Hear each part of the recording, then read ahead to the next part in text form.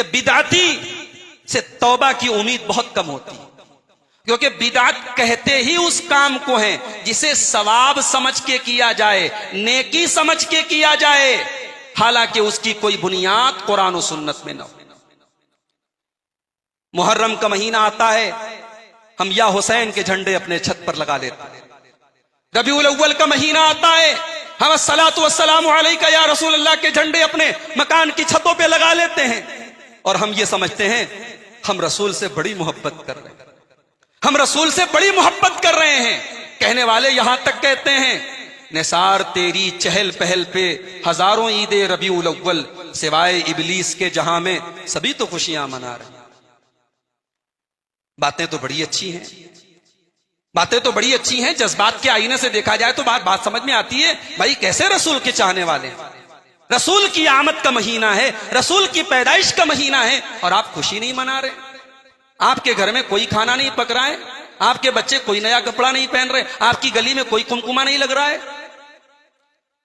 मेरे प्यारे भाइयों, अगर ये सारे काम रसूल अकरम की मोहब्बत का तकाजा है, इस दुनिया में अगर सबसे ज्यादा रसूल से मोहब्बत करने वाली कोई हस्ती थी तो ये वो हस्ती थी जिसे हम अम्मा आयशा के नाम से जानते हैं। अल्लाह के नबी सबसे ज्यादा अपनी बीवियों में मोहब्बत करते थे अम्मा आयशा से।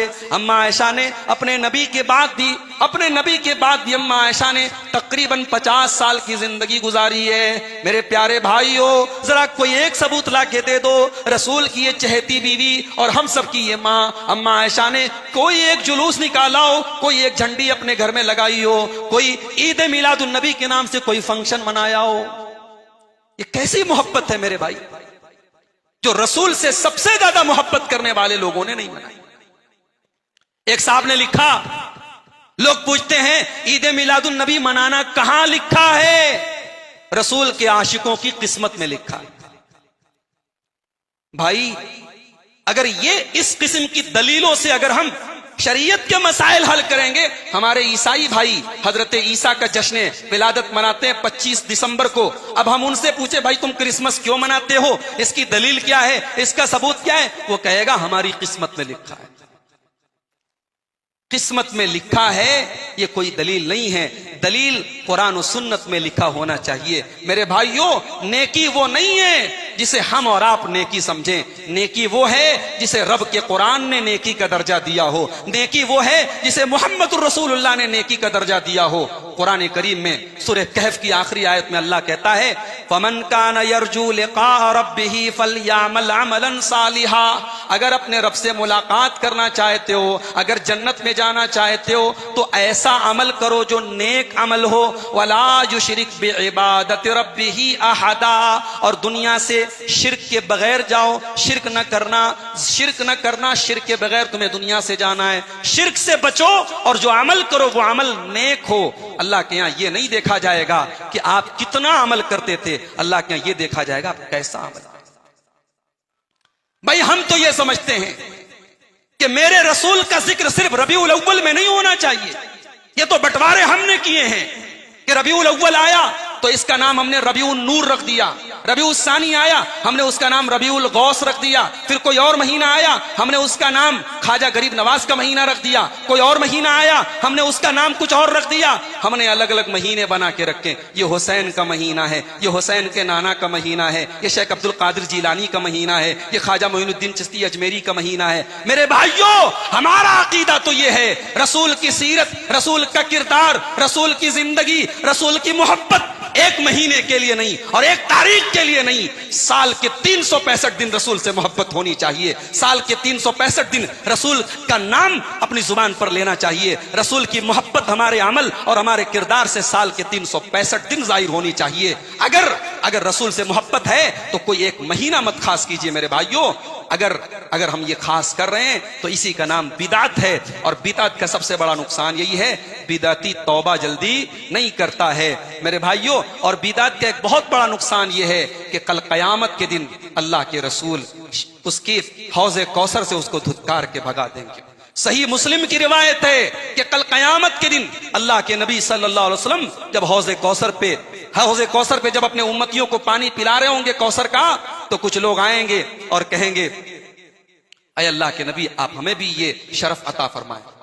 अल्लाह के नबी उनको पिलाने की कोशिश करेंगे लेकिन फरिश्ते रोक देंगे। अय अल्लाह के नबी, आप इनको हौज़े कौसर का पानी नहीं पिला सकते। अल्लाह के नबी पूछेंगे क्यों? तो जवाब दिया जाएगा, फरिश्ते जवाब देंगे, इन्नका ला तदरी मा अहदसु बादक। प्यारे नबी, आप नहीं जानते इन्होंने आपके बाद आपके दीन में कौन कौन से नए काम निकाले। मेरे भाइयों, अगर जश्न मनाने की बात है तो सिर्फ रसूल की पैदाइश का दिन ही जश्न नहीं है। उससे बड़ा जश्न तो वो दिन है जिस दिन अल्लाह के रसूल को नबूवत अता की गई। उससे बड़ा तो जश्न का वो दिन है जिस दिन अल्लाह के रसूल मदीना मुनव्वरा तशरीफ लाए। अगर हम जश्न मनाने निकलेंगे और अगर हम गम मनाने निकलेंगे, न जाने कितने सहाबा की शहादत की तारीखें साल के 360 दिन आती रहती हैं, और न जाने कितनी बड़ी बड़ी हस्तियों की पैदाइश के दिन साल के 360 दिन आते रहते हैं। ये रस्म रिवाज, ये खुशी, ये पैदाइश पर खुशी मनाने का कल्चर, और ये किसी के मरने पर हर साल गम मनाने का चक्कर, ये इस्लाम का कल्चर ही नहीं है, ये इस्लाम की तहजीब ही नहीं है। इस्लाम बड़ा सिंपल दीन है, इस्लाम बड़ा सिंपल मजहब है। बच्चा भी पैदा होता है तो इस्लाम कहता है 7वें दिन अकीका करो।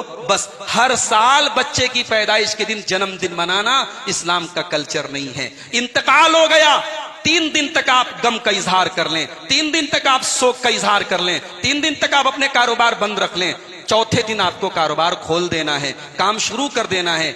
गम जाहिर नहीं, गम तो है, गम तो है। वालदा का इंतकाल हो गया, साल भर गुजर गए, दिल में गम की तो तकलीफ तो है, ठीस तो है, एहसास तो है, मगर आपको शरीयत इजाजत नहीं देती है कि आप साल के हर साल जिस दिन आपकी वालिदा का इंतकाल हुआ है आप उस दिन बरसी मनाएं, आप 40वें दिन चहल्लुम मनाएं, आप जो है 13वें दिन तेहरावी मनाएं। ये इस्लाम का कल्चर ही नहीं है। मगर आज अफसोस हमारे बहुत सारे भाई, मैं बड़े अदब से, बड़े प्यार से और बड़ी जो है मोहब्बत से उनसे कहना चाहता हूं, भाइयों, आपका जज्बा काबिले तारीफ है, रसूल अकरम से आपकी मोहब्बत काबिले तारीफ है, रसूल अकरम से आपकी अकीदत काबिले तारीफ है, मगर मोहब्बत के नाम पे हम हर वो काम नहीं कर सकते जो हमारा दिल चाहे।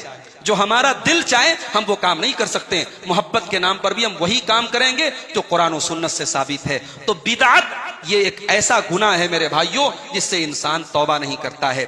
और एक